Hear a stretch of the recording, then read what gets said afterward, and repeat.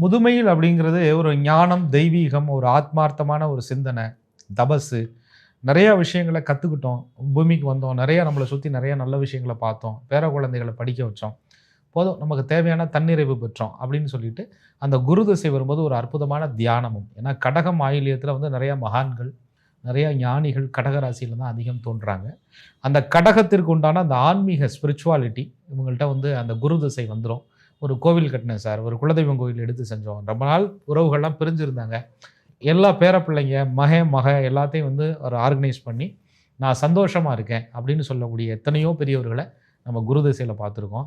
இவங்க ராகுல நல்லா சில விஷயங்கள வந்து ஒரு மாதிரி பிரச்சனைகள குடுத்திருந்தாலும் கூட, ஏன்னா ராகு எல்லாருக்கும் நல்லது பண்ணணுங்கிற அவசியம் இல்ல. சில ம். நேரங்கள்ல பிரச்சனைகள குடுப்பார், இல்லீகல் பிரச்சனைகள குடுப்பார், சில தடுமாற்றங்கள குடுப்பார். இப்படிலாம் குடுத்திருந்தாலும் கூட குரு வரும்போது அப்படியே கிரகணம் விலகுன மாரி எப்படி இருக்குதோ, அது மாரி குரு வரும்போது ஒரு நிம்மதி இருக்கும்.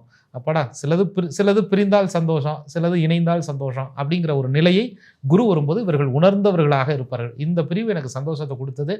இந்த இணைவு எனக்கு சந்தோஷத்த குடுத்ததுங்கிறத, எத பிரியணும், எத சேர்த்துக்கணுங்கிற ஒரு ஃபில்டர் காப்பியில இருந்து டீ தூள வடிகட்டி எடுத்த மாரி, இந்த குரு உள்ள வரும்போது தேவையான டீய மட்டும் கரெக்ட்டா உங்கள்ட்ட கொண்டாந்து குடுக்குற மாரி, குரு வந்து ஃபில்டர் பண்ணி, அழகா உங்களுக்கு தேவையான விஷயங்களை நிச்சயம் குடுப்பார்.